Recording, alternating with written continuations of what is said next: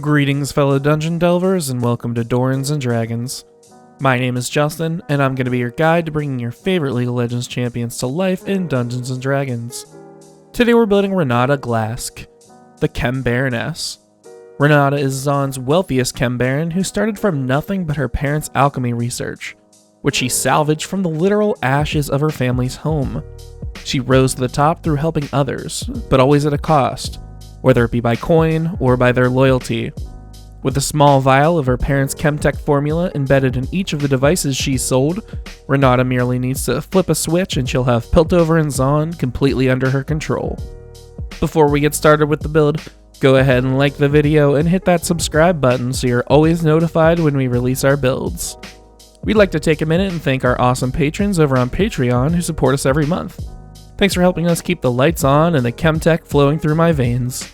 If you like our videos and want to support the channel, come join us over on Patreon today for just $1 to get access to our awesome Discord community where we talk League and D&D all day long.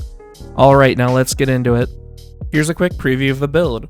For race, we're going with Variant Human. Per usual, our stats are going to be determined using the standard array. For our stat priorities, we're going to max Charisma and dump Strength.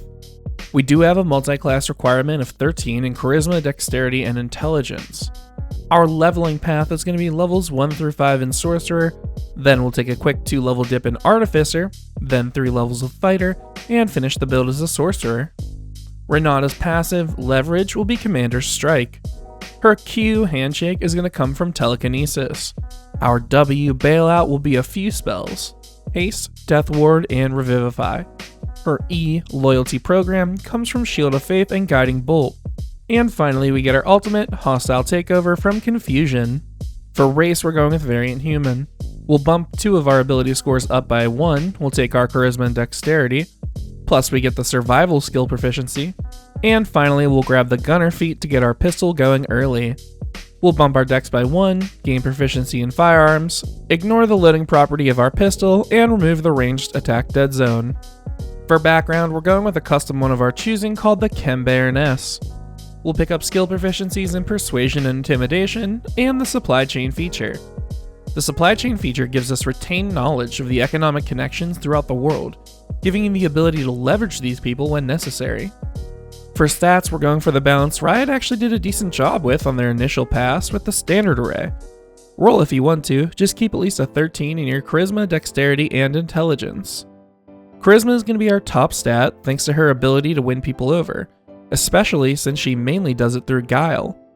Dexterity will be after that to give us accuracy with our pistol, then we'll get Intelligence for her business acumen and her ability to unite Zaun through her enterprises. Wisdom will be after that for the reasons above as well. Our Constitution is going to be average and we'll dump Strength. For equipment, the only thing we're going to need for this build is Renata's pistol. Remember, we'll have the Gunner feat to give us proficiency with it, and it'll be a decent source of damage in the early levels. Alrighty, let's kick off the class level portion of the build with some levels in Sorcerer. Sorcerers have a d6 hit die and give us proficiency with Deception and Insight. We need to choose a Sorceress Origin, which reflects the source of our power. We're going with Divine Soul Sorcerer because we need to grab some Cleric spells as well.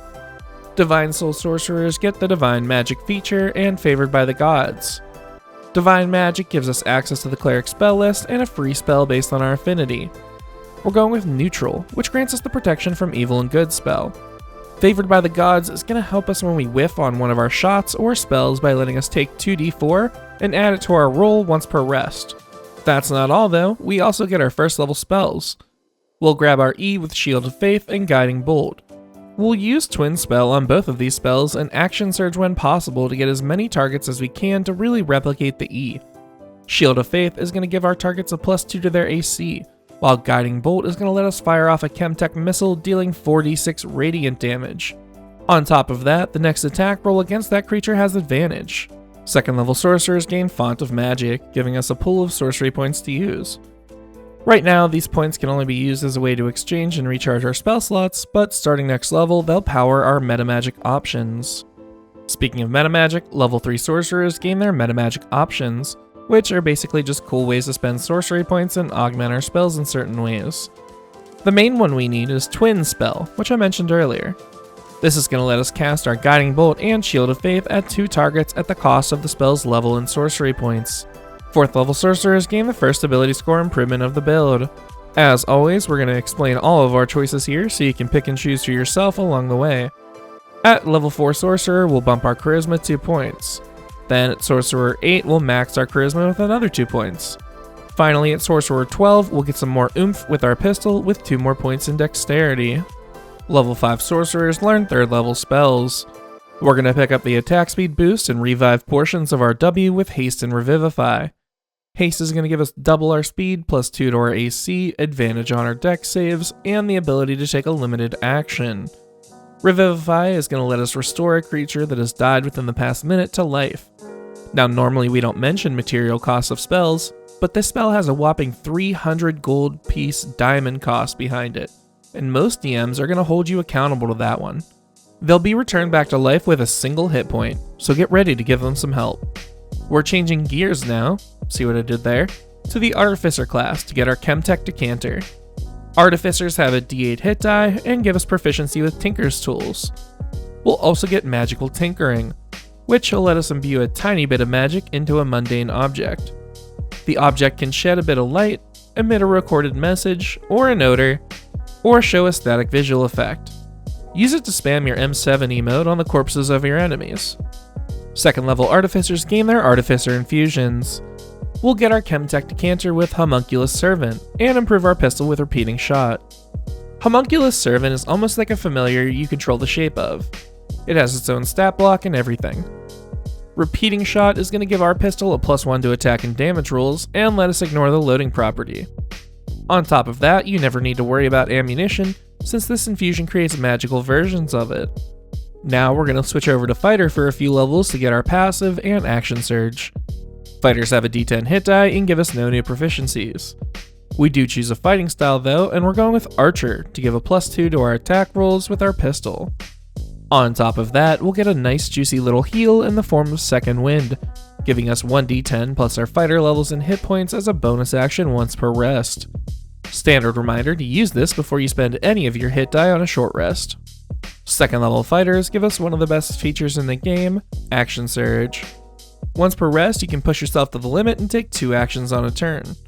We're mainly going to use it to cast our E on the same turn, but you can use it any way you need to. Level 3 fighters choose their martial archetype, which is just a fancy phrase for fighter subclass.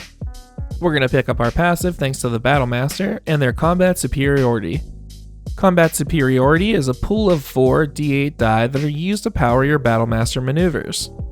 Commander's Strike is going to let you forgo one of your attacks and use a bonus action to command your ADC to make a strike instead, adding whatever you roll on your superiority die to the damage roll. And now we're back over to Sorcerer for our final 2 levels to discuss. Level 7 Sorcerers learn 4th level spells.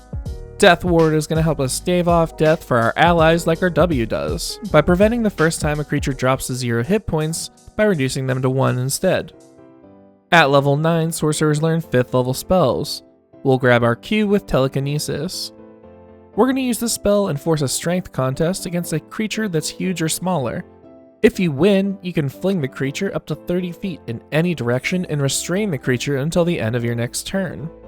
Alright, now that we've completed the build, let's see how we did. First, the good. Your allies aren't going to drop, and if they do manage to somehow, you'll bring them right back up. On top of that, you're going to be a prime candidate for being the face of the party, which suits our Chem-Baroness perfectly. Now the bad.